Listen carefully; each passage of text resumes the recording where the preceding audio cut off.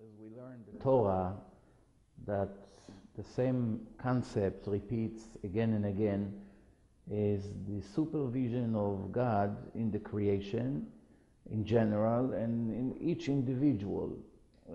Besides health and getting married and the term of the life of every individual, the fortune, the future, one of the main things that we have to focus on is the living, the parnasa, making a living. How exactly does it work? We know that every individual from Rosh Hashanah, from the beginning of the Jewish year until the end of the Jewish year, God is determined how much money he's going to make, and it's decided precisely according to what he did in previous year. And based on that, his net income is decided. And that's what the Torah says, Ashlech yavcha al Hashem v'hu yichalkelecha. You have to throw all the weight, all the efforts on God's hands, and He will take care of you accordingly. So the concept is very simple. The more confidence you have in God to feed you and your children, the easier it's going to get. If you're not sure, if you think you are doing it, the more efforts you put, the less assistance God will give you. There's an interesting story about a Jew that was praying to Hashem every day for his parnasa, and it was not going so well.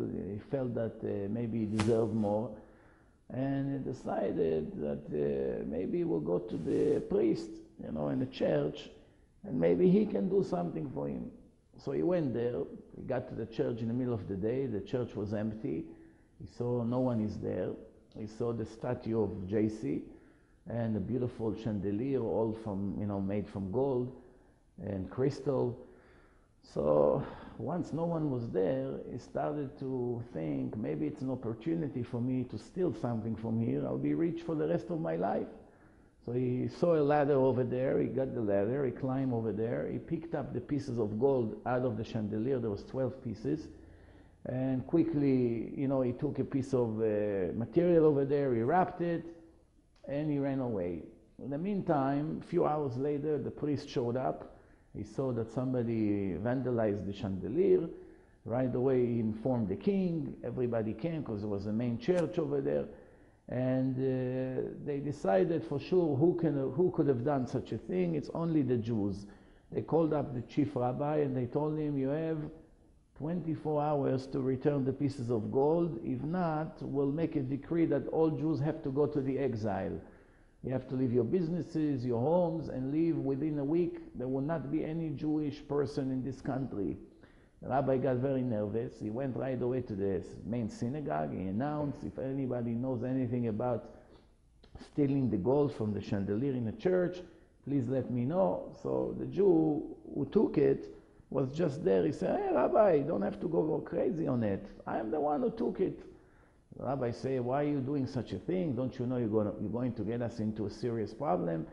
So the Jew said, no, don't panic. Let me go and take care of it. I'm going there. I'm going to meet the priest and the king, and I promise you everything will be fine. So the rabbi, they're all still nervous. The Jew showed up over there. He comes to the priest. He says, I'm the one who took the pieces. So they say, oh, you're the one who took the pieces? You're probably coming to blame yourself to save all your nation. We don't believe you're the one. You're not going to be so brave to show up like this, just like that. So he said, no, actually I have. You can go to my home, I'll give you the address, go check under the mattress. You see, there's 11 pieces over there. So the priest said, what do you mean 11? There was 12 pieces. He said, yeah, one already I sold. With the money I bought matzahs and wine for Passover. I fed my whole family for the last month. It's been a very good help for me. So the priest said, we hope for your life that you are not telling the truth, because if we're going to find these pieces there, you're going to be executed in front of everyone here in town. So the Jew said, wait, before you do it, let me ask you a question. I don't understand. I came here to meet with you. You were not here.